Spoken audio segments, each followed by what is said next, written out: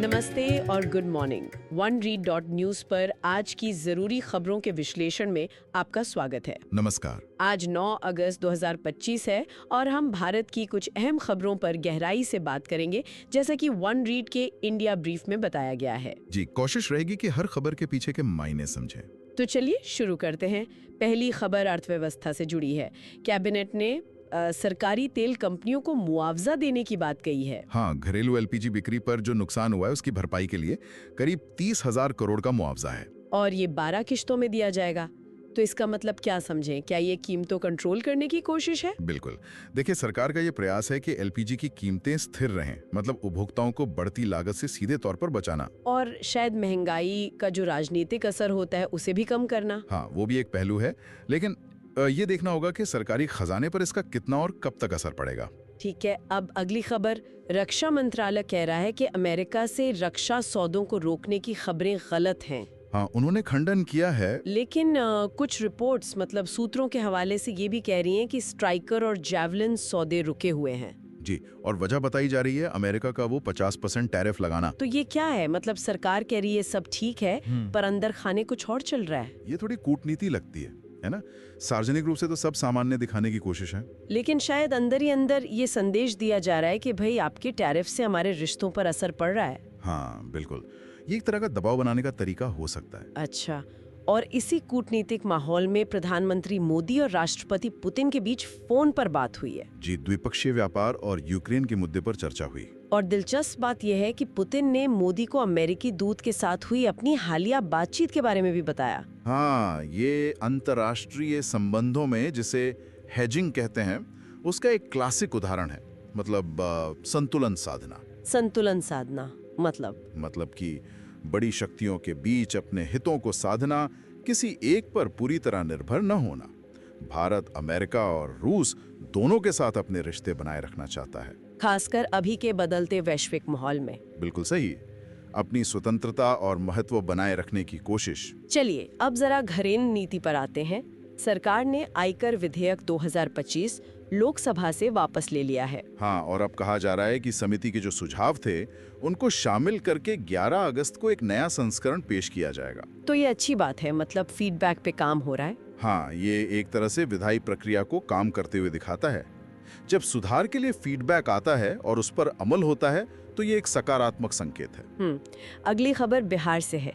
केंद्रीय गृह मंत्री अमित शाह ने सीतामढ़ी में मां जानकी मंदिर के पुनर्विकास की आधारशिला रखी है। जी, सीतामढ़ी को देवी सीता का जन्म स्थान माना जाता है। तो ये सरकार के एजेंडे में फिट बैठता है। धार्मिक विरासत परियोजनाओं पर फोकस। हाँ, ये बिल्कुल उसी पैटर्न में है। सरकार धार्मिक और सांस्कृतिक विरासत से जुड़ी परियोजनाओं पर काफी ध्यान दे रही है और ऐसी परियोजनाओं का मतदाताओं के साथ एक मजबूत जुड़ाव भी बनता है। ठीक है, अब एक अलग तरह की खबर।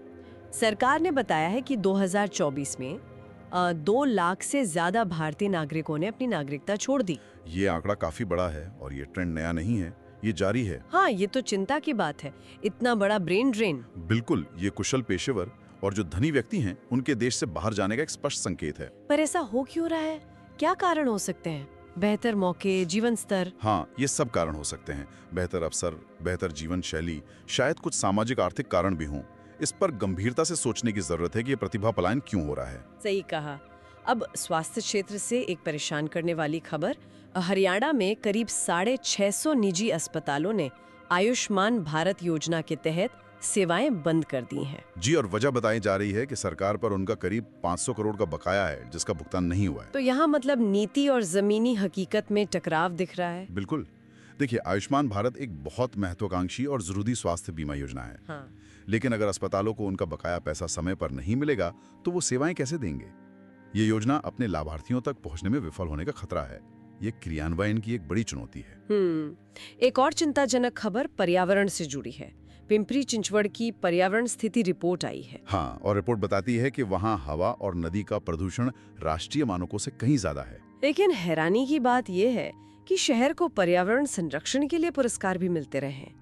कार्यकर्ता इसे निकाय के खोखले दावे बता रहे हैं। ये बिल्कुल ग्रीन वॉशिंग जैसा मामला लग रहा है। ग्रीन वॉशिंग मतलब कि पर्यावरण के प्रति जागरूक होने का दिखावा करना, पुरस्कार लेना, दावे करना, जबकि जमीनी हकीकत बिल्कुल अलग हो।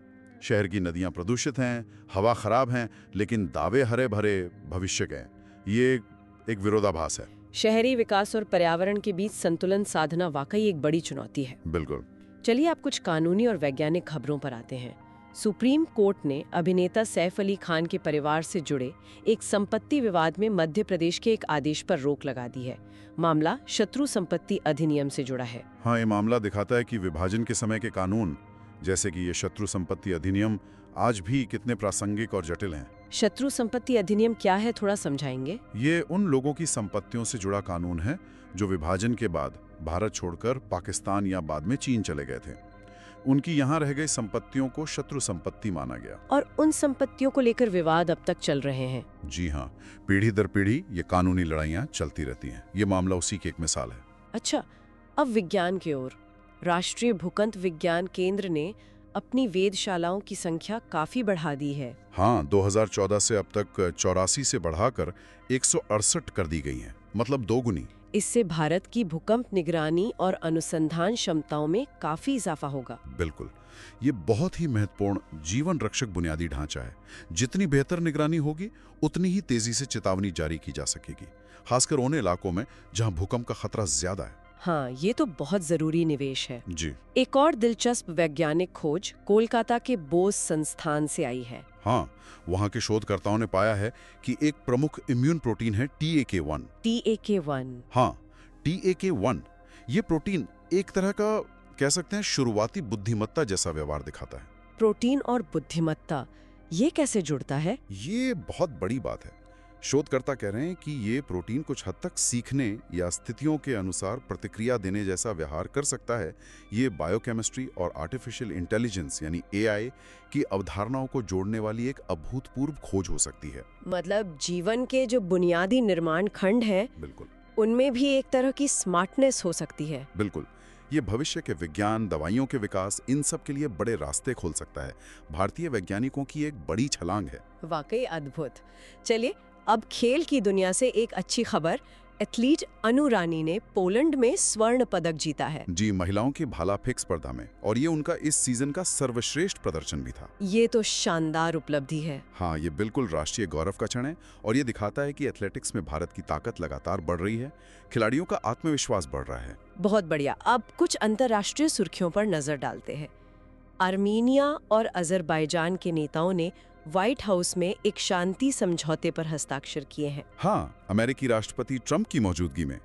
ये दशकों से चले आ रहे नागोर्नो काराबाख संघर्ष को समाप्त करने वाला समझौता है। अमेरिका ने इसमें मध्यस्थता की है। ये तो बहुत बड़ी बात है, इतने पुराने संघर्ष का अंत। हाँ, ये एक महत्वपूर्ण कूटनीतिक सफलता मानी जा रही है। हालांकि इसमें यह भी कहा जा रहा है कि समझौते के तहत अमेरिका को एक ट्रांजिट कॉरिडोर तक विशेष पहुंच मिलेगी, जिसका नाम भी शायद ट्रंप के नाम पर रखा जाएगा। तो इसके भू राजनीतिक मायने भी हैं। अच्छा, मतलब सिर्फ शांति समझौता ही नहीं, रणनीतिक हित भी जुड़े हैं। हाँ, अक्सर ऐसा होता है अंतर्राष्ट्रीय समझौतों में। ठीक है, अब मध्य पूर्व की स्थिति। इजरायली सुरक्षा कैबिनेट ने गाजा सिटी को नियंत्रित करने के लिए सेना की योजना को मंजूरी दे दी है। जी, और उनका घोषित लक्ष्य हमास को खत्म करना है। और उसके बाद नियंत्रण किसे सौंपा जाएगा? योजना के मुताबिक नियंत्रण मित्र अरब सेनाओं को सौंपा जाएगा। मित्र अरब सेनाएं, ये कौन होंगी? क्या ये इतना आसान होगा? ये सबसे बड़ा सवाल है। देखिए, सैन्य कब्जा शायद हो जाए, लेकिन उसके बाद क्या होगा? शासन करने के लिए ऐसे मित्र ढूंढना जो स्थानीय आबादी को भी स्वीकार्य हों और इजराइल के हितों के भी अनुकूल हों, ये बहुत मुश्किल काम साबित होता आया है।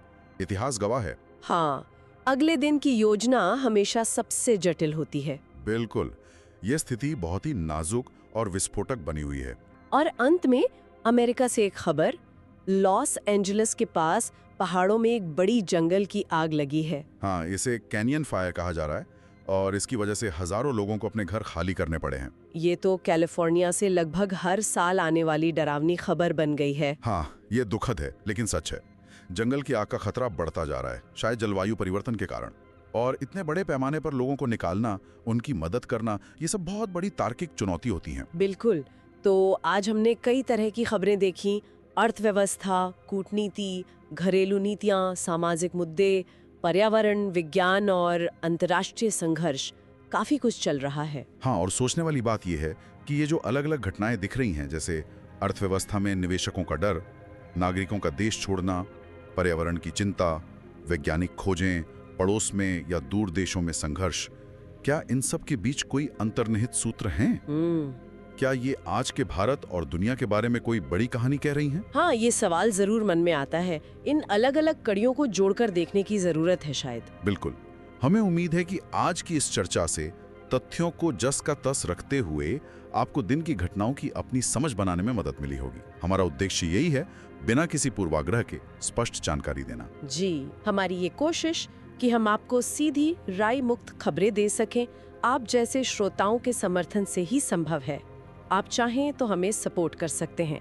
केवल ₹1 प्रतिदिन पर आप हमें विज्ञापन मुक्त और किसी भी कॉरपोरेट या सरकारी प्रभाव से स्वतंत्र रहने में मदद कर सकते हैं। इसका मतलब है कि आपकी खबर हमेशा निष्पक्ष रहेगी। हालांकि अभी ये पूरी तरह से मुफ्त है, तो इसे शेयर जरूर करें। अगर आप इस तरह की पत्रकारिता को महत्व देते हैं तो www.oneread.news पर सब्सक्राइब करने पर विचार करें। और अगर आपको लगता है कि दूसरों को भी एक शांत, स्पष्ट समाचार स्रोत से फायदा होगा, तो इसे अपने दोस्तों, परिवार और जानने वालों के साथ साझा करें। आपका समर्थन हमें तथ्यात्मक, संक्षिप्त समाचार देने के हमारे मिशन में मदद करता है। आज सुनने के लिए आपका बहुत बहुत धन्यवाद। धन्यवाद। उम्मीद है हमने आपके समाचार जानने के तरीके में कुछ सकारात्मक बदलाव किया होगा। हम कल सुबह 8 बजे फिर हाजिर होंगे नई सुर्खियों के साथ। तब तक अपना ख्याल रखें और मुस्कुराते रहें। नमस्कार। नमस्कार। इस कार्यक्रम को हर सुबह 8 बजे सुनने के लिए हमें Spotify और YouTube पर फॉलो करें।